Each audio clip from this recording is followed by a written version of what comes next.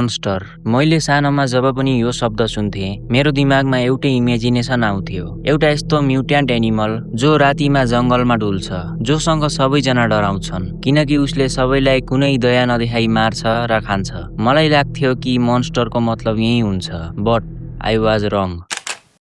सुतोमु मियाजाकीको जन्म अगस्ट 21, 1962 मा जापानको टोकियोमा भएको थियो। As a premature baby because of some complications उसको जन्म 9 महिना नपुग्दै भएको थियो। ऊ एउटा वेल इन्कम भएको फ्यामिलीबाट बिलङ गर्थ्यो, सो उनीहरूको फ्यामिलीको छिमेकमा इमेज एकदमै राम्रो थियो। बट मियाजाकीले सानैदेखि आफ्नो आमा बाबुबाट त्यो लभ एन्ड केयर पाउन सकेन जो एउटा बच्चाले पाउनु पर्ने थियो। बिकज अफ दिस उसको कन्फिडेन्स एकदमै लो थियो। But what made it worse was उसको एउटा डिफर्मिटी। उसको हात र नाडी फ्युज थियो, जसले गर्दा उसले आफ्नो हात मोड्न सक्दैनथ्यो। यो रिजनले उसलाई स्कुलमा पनि लास्टै बुली गर्ने गरिन्थ्यो। इभन उसको आफ्नै फ्यामिलीले उसलाई विचित्र मान्थे। उसको ड्याड पनि उसँग कम बोल्ने गर्थे। उसले साथीहरू पनि बनाउन सकेको थिएन। He was completely alone. र यही बेला आगोमा घिउ थप्ने काम हुन्छ। एउटा पोइन्टमा आएर उसले थाहा पाउँछ कि उसको मम उसको बायोलोजिकल मदर होइन, ऊ आफ्नो ड्याड र उसको ओल्डर सिस्टर बीचको सन्तान थियो र यही रिजनले गर्दा ऊ जन्मिँदा उसको हातमा त्यस्तो भएको थियो। यो थाहा पाएपछि उसले यो कुरा सहन गर्न सक्दैन एन्ड उसले एउटा इन्टरभ्यूमा भनेको थियो कि उसले धेरै पटक सुसाइड गर्ने सोचेको थियो, बट उसले गरेन बिकज घरमा एउटा यस्तो मेम्बर थियो जसले उसलाई एकदमै माया गर्थ्यो, उसको हजुरबुबा। अकर्डिङ टु हिम उहाँ मात्र एउटा यस्तो व्यक्ति हुनुहुन्थ्यो जसले उसलाई माया गर्थ्यो, बट पछि उहाँको पनि डेथ हुन्छ जसले गर्दा ऊ डिप्रेसनमा जान्छ। उसको मेन्टल हेल्थ एकदमै बिग्रन थाल्छ एन्ड अफ कोर्स यो सबैले पछि एउटा यस्तो मोड लिन्छ जसले गर्दा पछि गएर उसले एउटा ब्रुटल मोन्स्टरको रूप लिनेवाला थियो। उसले मोस्ट अफ द टाइम मांगा एनिमेहरू पढेर बिताउन थाल्यो। बिस्तारै उसको इन्ट्रेस्ट हरर र एडल्ट मुभीहरूतिर बढ्न थाल्यो र यो इन्ट्रेस्ट कहिले एडिक्सन बन्न पुग्यो थाहै भएन। उसले यी मुभीहरू यतिसम्म कन्ज्युम गर्यो, यतिसम्म हेर्यो कि ऊ एकदमै एक्सट्रिम कुराहरूबाट पनि बोर हुन थाल्यो। अरूले सहनै नसक्ने कुराहरू हेर्दा पनि उसले एकदमै सामान्य लाग्न थाल्यो। अब आफ्नो यो अब्सेसनलाई लेभल अप गर्न उसले कलेजको स्टुडेन्टहरू टेनिस खेल्दै गरेको उनीहरूको स्कर्टको जुम्ड इन फोटोहरू खिच्न थाल्यो। उसको एडल्ट मुभीहरू प्रतिको addiction was getting out of control, यतिसम्म कि उसको आफ्नै दिदी बहिनीहरू पनि ऊबाट सेफ थिएनन्। उसले आफ्नो बहिनीहरूलाई लुकी लुकी नुहाउँदै गरेको हेर्ने गर्थ्यो। यो सबै धेरै दिन चल्यो अन्टिल एक दिन उसको दिदीले उसलाई रेड ह्यान्डेडली छोपी। देन जब उसको मम र दिदीले उसलाई कन्फ्रन्ट गर्छन्, गाली गर्छन्, तब उसले उल्टै उनीहरूमाथि अट्याक गर्छ। 22 वर्षको उमेरमा नै ऊ चाइल्ड पोर्नदेखि एडिक्ट बन्न पुग्यो। उसलाई टर्चर, ब्लडहरू देखाउने हरर र एडल्ट मुभीहरू एकदमै मन पर्थ्यो। यस्तै डिस्गस्टिङ र हरिबल फ्यान्टेसिजहरूले गर्दा सुतोमुले 26 वर्षको उमेरमा यस्ता क्राइमहरू गर्नेवाला थियो जसलाई जापानको मोडर्न हिस्ट्रीकै one of the most horrific क्राइमहरू मानिन्छ।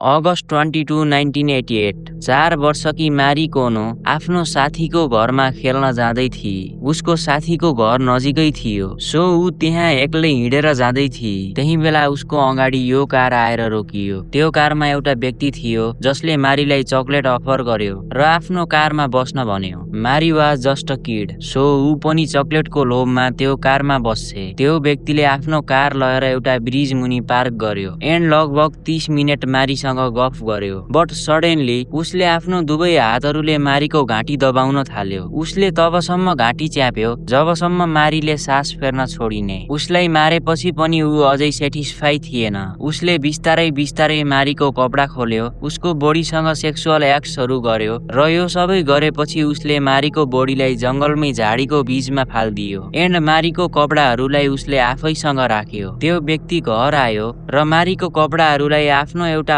अलमारीमा राख्यो। देन उसले आफ्नो एडल्ट भिडियो कलेक्सनहरू मध्ये एउटा भिडियो निकाल्यो र त्यही बसेर हेर्न थाल्यो। एन्ड यस, यो सबै गर्ने व्यक्ति सुतोमु मियाजाकी नै थियो। यसको केही दिनपछि ऊ फेरि त्यही ठाउँमा गयो जहाँ उसले मारीको बडी फालेको थियो, जस्ट टु चेक कसैले त्यो बडी भेटाए कि भेटाएनन्। तर जब उसले त्यो बडी त्यही देख्यो, उसले मारीको डेड बडीको हात र खुट्टा काट्यो र घरमा लिएर आयो। त्यसपछि मारीकै कपडाहरूले ती हात खुट्टालाई र्याप गर्यो गर्यो and he just kept it there as a trophy. तर यति गरेर पनि उसलाई सेटिस्फ्याक्सन मिलेन। उसले अब मारीको हड्डीहरू जलाउन थाल्यो र तिनलाई जलाएर पिसेर पाउडर बनायो। देन त्यसलाई एउटा बक्समा प्याक गर्यो र मारीको घरमा पार्सल गरिदियो, जसमा उसले मारीको दाँतहरू र उसको कपडाको फोटोहरू पनि राखेको थियो। साथसाथै एउटा नोट जसमा लेखेको थियो, मारी क्रिमेटेड, बोन्स इन्भेस्टिगेट, प्रुभ। 私はそれを見る限りでは全部を信用することはできないんです。ただ文章はやはりマリを連れて行った人が書いたものだと思います。これが人間としてこんなことがどうしてできるの。 केही महिनापछि मारीको बोडी त भेटिन्छ, तर उसको बोडीमा उसको हात र खुट्टा थिएन। जब मारीको प्यारेन्ट्सलाई यो कुरा थाहा भयो, उनीहरूले सबैभन्दा पहिले त मारीको हात खुट्टा खोज्न थाले। तर खोज्दा खोज्दा थाकेपछि उनीहरू नेसनल टिभीमा आए र सिधै किलरलाई एड्रेस गर्दै भने, प्लिज तिमी जो हौ, हामीले तिमीलाई केही गर्ने छैनौ, हामीले केस पनि गर्दैनौ, बस हाम्रो छोरीको हात खुट्टा फिर्ता गर्देऊ, नत्र ऊ स्वर्गमा जान पाउने छैन। This was genuinely so heartbreaking. 骨の中に手と足がなかったような気がするんです。そうしますと天国に行っても歩けないんです。物を食べることもできないんです。ぜひもしあるんであれば全部返していただきたい。そして天国で歩けるように食べられるようにしてあげたいと思います。 मियाजाकीलाई प्यारेन्ट्सहरूलाई यसरी रुवाउँदा र तडपाउँदा एकदमै मजा आइरहेको थियो र यति मजा आइरहेको थियो कि उसले अरू शिकारहरू खोज्न थाल्छ।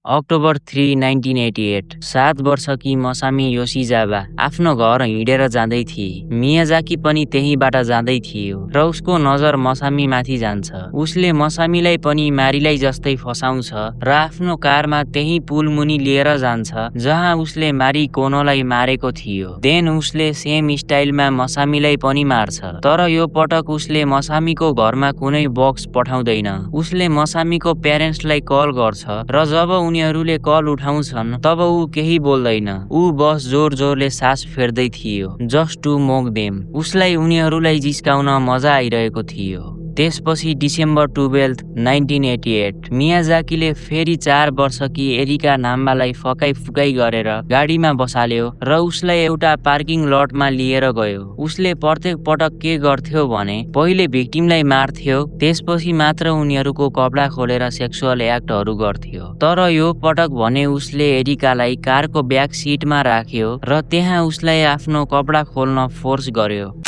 त्यसपछि उसले 4 वर्षकी एरिकाको नेकेड फोटोहरू क्लिक गर्यो। देन उसलाई मारेर डेड बडीको रेप गर्यो र उसको बडीलाई एउटा बेडसिटमा कभर गरेर त्यही पार्किङ लटमा डम्प गरिदियो। यो पटक पनि उसले मारीको केसमा जस्तै एरिकाको घरमा एउटा नोट पठाउँछ जसमा लेखेको थियो, एरिका, कोल्ड, कफ, थ्रोट, रेस्ट, डेथ।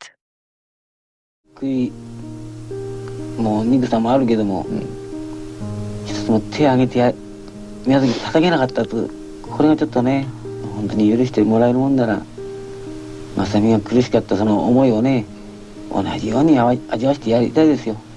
देन एरिकाको डेथको 6 महिनापछि जब सबैलाई लाग्यो कि सबै शान्त भयो, तब मियाजाकीले आफ्नो मोन्स्टर रूप फेरि देखाउन थाल्यो। 6 जुन 1989 मियाजाकीले 5 वर्षकी आयाको नोमोटोलाई चकलेट्स दिएर आफ्नो गाडीमा बसाल्यो। उसले आयाको पनि नेकेड फोटोहरू क्लिक गर्यो र उसलाई मारिदियो। तर यो पटक उसले डेड बडीलाई डम्प गरेन। यो पटक उसले आयाको बडीलाई आफूसँगै घर लिएर आयो र 2 दिनसम्म त्यसको रेप गर्यो। अलग अलग पोजिसनमा उसको फोटोहरू लिग्यो एन्ड उसको बडीलाई टुक्रा टुक्रा गरेर केही पार्टहरूलाई सिटीकै डिफ्रेन्ट ठाउँहरूमा फाल्दियो र केही पार्ट्सहरूलाई आफूसँगै राख्यो। देन ती पार्ट्सहरूलाई उसले पकाएर खान थाल्यो। उसले इभन आयाको काटिएको हातबाट रगत निकालेर पिउँछ। क्यान यु इमेजिन ऊ कतिसम्म साइको थियो होला। अब यति हुँदासम्म पनि पुलिसले उसलाई छोप्न सकिरहेको थिएन। ऊ यस्तो होरिफिक क्राइमहरू गरेर पनि खुल्ला घुमिरहेको थियो र यही कुराले गर्दा ऊ भित्र ओभर कन्फिडेन्स आउँछ।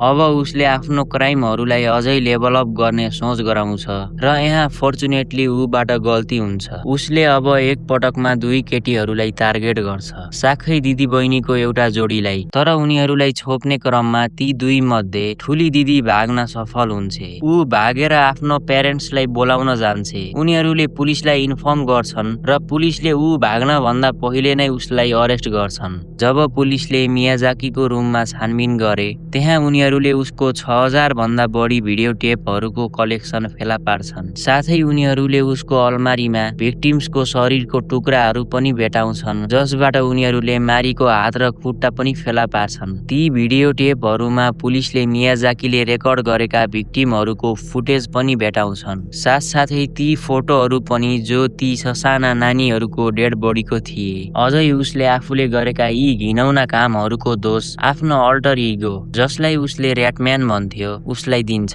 जब उसको साइक्रेटिक इभ्यालुएसन गरियो तब भनियो कि मियाजाकीलाई DID aka multiple personality disorder र स्किजोफ्रेनिया छ। तर मियाजाकीको यो घिनौना कामको एउटै सजाय थियो, द्याट इज फाँसी। एन्ड इभेन्चुअल्ली जुन 17, 2008 मा सुतोमु मियाजाकीलाई फाँसीको सजाय दिइन्छ। 山崎義夫、六田真治、宮崎勉の3名の死刑を執行しました。慎重に検討を加えた結果、この3名を粛々と執行させていただくことに決めたわけで、正義の実現のために法の支配する国をしっかり守っていくために粛々と死刑を執行しております。